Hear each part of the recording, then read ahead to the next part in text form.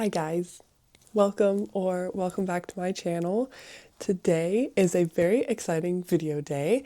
We are going to be filming my May TBR. I am so excited for a new month, more prompts out of the TBR jar. Hopefully this lighting setup works a little better. I literally just have my phone light up, so we'll see if it works. I'm sorry if it's awful. It's gloomy and raining when yesterday it was so sunny. It was so sunny and 70 degrees yesterday.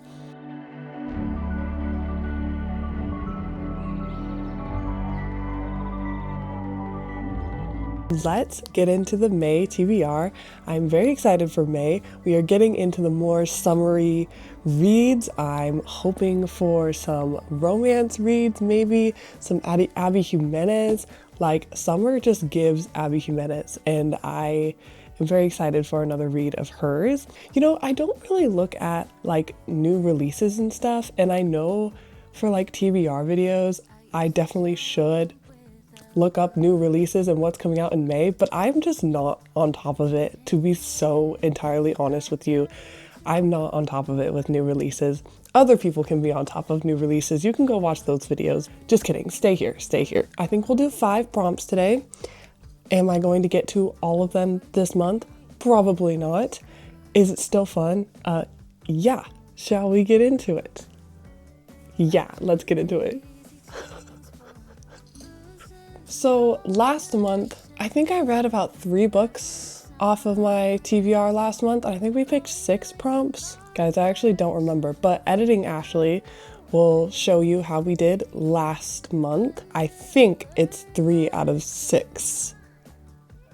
Editing Ashley will humble me and tell me that I probably read less. Hopefully this won't be as chaotic as it was last month, because last month I had to keep pulling because I didn't have books that matched those prompts. Let's see. First prompt for the May TBR. Do you guys look at it first? Ooh, we'll see how this lighting looks. A friend chooses? What the heck? I'm going to send a picture of my shelf to my friend. Let's do, ooh, who should I pick? Who would answer really quickly? Sorry, we're taking the lighting away because it's literally my phone. I'm gonna send it to a couple friends. We're gonna do my sister. My sister is my best friend. And then I'm gonna send another one to my best friend Kaylee back at home. And then I'm also going to send my bestie Sarah. And I'm gonna send one to Drew back at home. We'll put my light back up here. Okay, at the end of the video, we'll see who responds first. I sent it to 4 different friends. I sent it to my sister, bestie Sarah, bestie Kaylee, and bestie Drew back at home. So we will see who responds first. If I don't pick yours, guys, if you're watching this, I'm so sorry. I'm doing it for who responds first, okay? I will take all of your responses into consideration, but it will really be who responds first. Let's pick our second prompt. I really don't know if you guys can see these, but it's okay. A found family trope. Oh my gosh, I think I actually know exactly what I'm picking.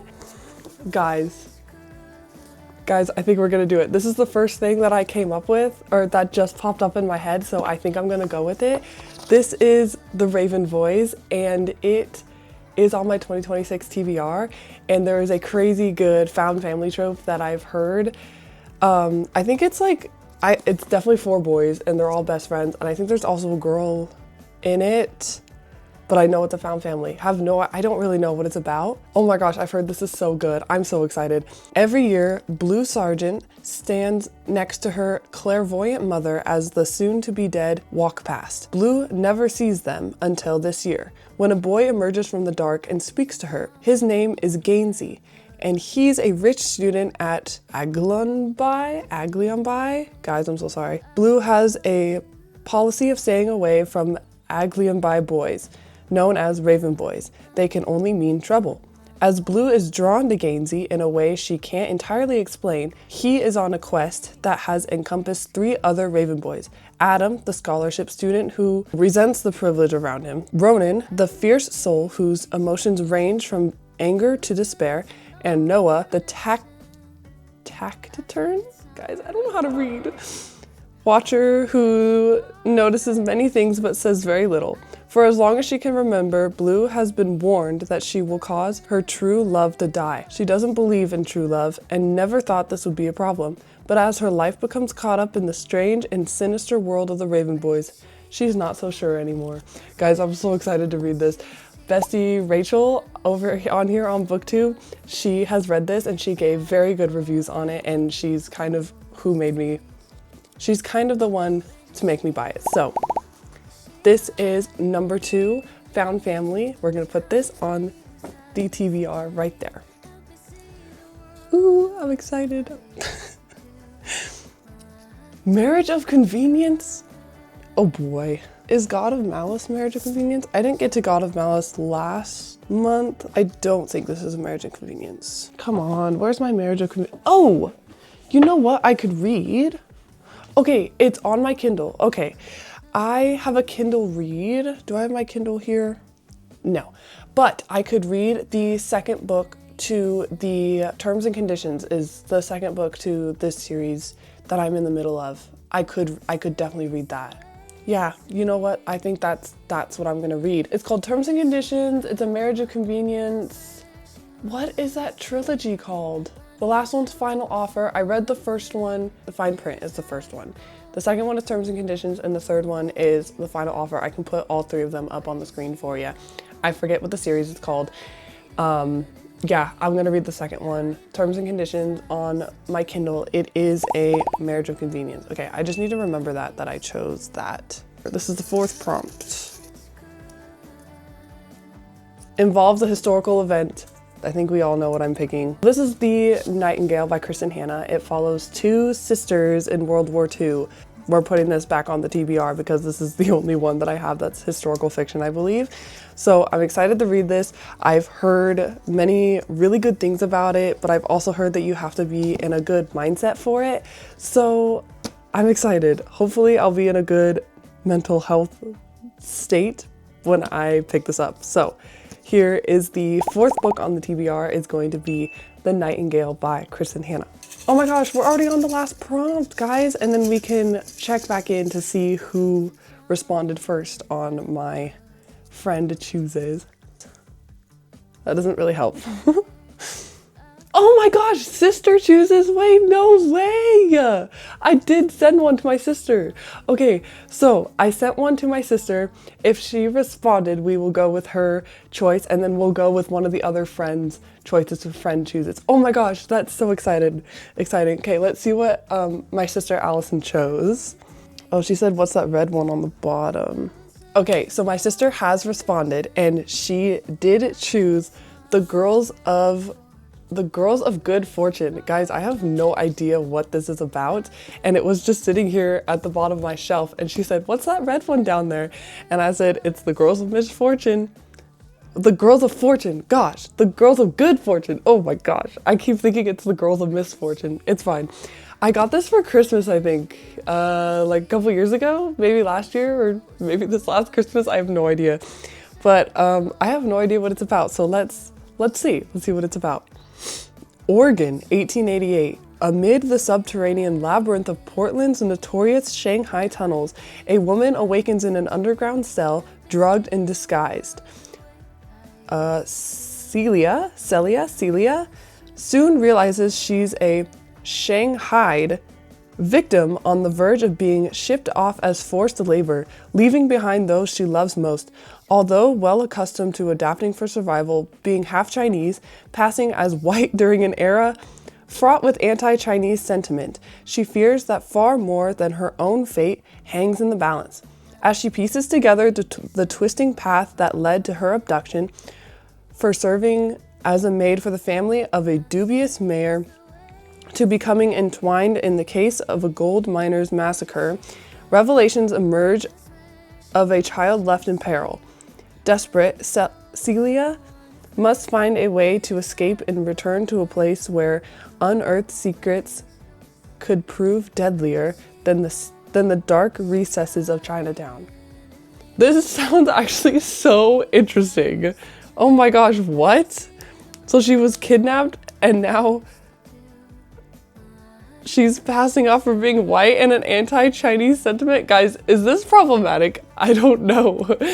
But this actually sounds so interesting. That is so funny that we got sister chooses and we got friend chooses when I sent it to my sister. So, sister chooses, it's the girls of good fortune. We'll see. We'll see how this goes. Let's see. What's this last prompt? Don't make me regret it. Continue a series. Okay, let's pull out all of the series that I am in the middle of. Cool. This one, this one, this one. Okay, I pulled out 3 books that are series that I'm in the middle of. We have Redeeming 6, which is the 4th book in the Boys of Tommen series. We have Life's Too Short, which is the 3rd book in the Friend Zone. This is the Friend Zone series. So this is the 3rd book in the Friend Zone series. Yeah, I just haven't read this one. It sounds interesting, but I haven't read it. Anyways, and then we have Nightbane, which is the 2nd book in the Lightlark series. I think I'm gonna put this one back because I am just not in the mood to continue Lightlark. So either we go with Redeeming 6 or we go with Life's Too Short. As I said in the beginning of the video, I really wanted an Abby Jimenez book, so I might as well continue with Abby Jimenez. And plus, this is a thick book, and I'm not gonna read this in May. Let's be so for real. I'm not reading this in May because I'm reading A Court of Mist and Fury right now. So we're gonna pick Life's Too Short by Abby Jimenez. I got an Abby Jimenez book, guys. Oh my gosh. So this follows. So the first 2 books followed the 2 best friends, and then this book follows, I think, the guy that one of the best friends turned down. Like, she didn't want to date him. Like, she went on a date with him once and turned him down. And then this is his story of finding love, I believe. Let's see. When Vanessa Price quits her job to pursue her dream of traveling the globe, she wasn't expecting to gain millions of YouTube followers who shared her joy of seizing every moment. For her, living each day to its fullest isn't just a motto. Her mother and sister never saw the age of 30, and Vanessa doesn't want to take anything for granted. That's so freaking sad, what the heck? But after her half-sister suddenly leaves Vanessa in custody of her baby daughter, life goes from daily adventure to next level bad. Now with bonus baby vomit in hair. The next person Vanessa expects to show up offering help is the hot lawyer. Oh, the last person Vanessa expects to show up offering help is the hot lawyer next door, Adrian Copeland. After all, she barely knows him. No one warned her that he was the secret baby tamer, or that she'd be spending a whole lot of time with him and his geriatric chihuahua. Oh no. There's always a little doggy. Like in her books, there's always a little dog friend, I feel like. Like in the first book, she had a little dog that her boyfriend like really hated the entire time. And then there was another dog in the Happily Ever After playlist that literally is part of the meet cute, and he's the guy's dog that she finds in the middle of the street. And now we have a little chihuahua in this book, guys. That's pretty funny. This actually seems really fascinating. So now she's feeling things she vowed not to feel, because the only thing worse than falling for Adrian is finding a little hope for a future she may never see. Okay, I'm excited for this. I'm hooked already. I want to start this right now, actually. This is the 6th book on the May TBR. Ooh, okay. So Kaylee is the one that has responded. Bestie Kaylee, thank you so much for responding. I love you so much. Don't worry, I am reading ACOTAR still. Don't worry, I will keep you updated. So Kaylee chose, she chose this book right here, The Foxglove King. Look at this.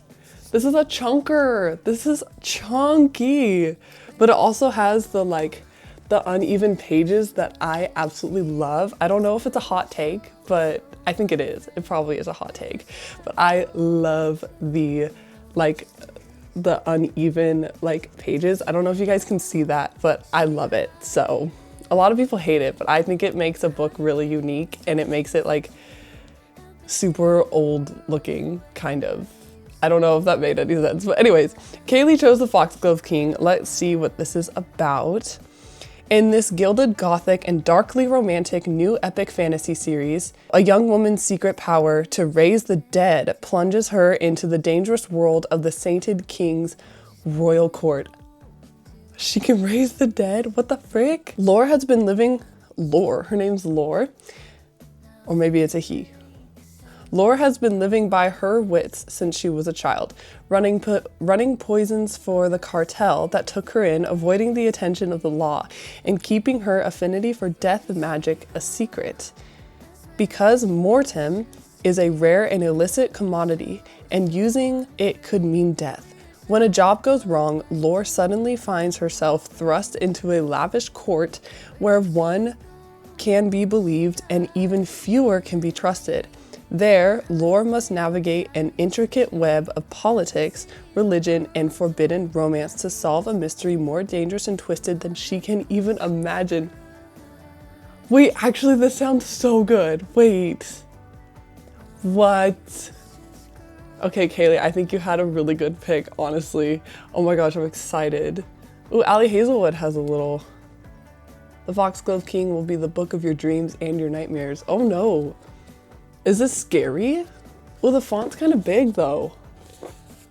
The font's pretty big. Oh my gosh, guys. Okay, I'm really excited about this. Okay, thank you, Kaylee, for choosing. I really, really appreciate it. All right, we have friend chooses. Sorry, this is the 6th book on the TBR. Sorry, guys, I was so off with my numbers, but that's okay.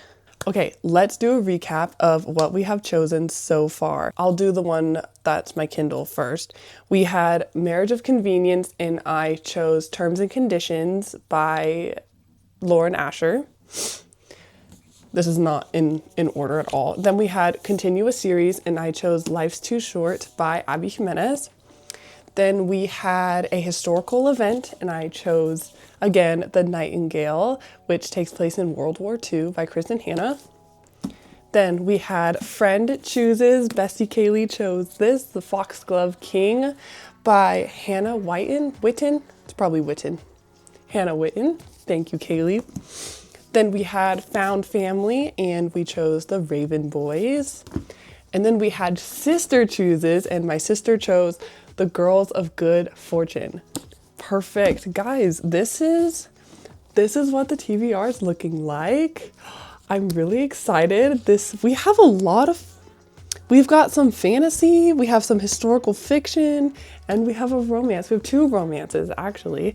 So this is gonna be good. I'm gonna have a good reading month. I'm so excited. I love doing these videos. They are so fun. Okay, I think that is the end of this video. Thank you guys again so much for watching. If you made it all the way to the end, thank you very much. I really, really appreciate it. Comment down below the flower emoji, the pink flower emoji for the Foxglove King if you've made it all the way to the end. I want to know who the real ones are. So, yeah, and if you liked this video, please leave a like, hit that subscribe button if you're not already subscribed. What else? Follow me on Instagram. Yeah, that's all I have for you guys today. Thank you so much for watching again, and I will see you in another video. Bye, guys.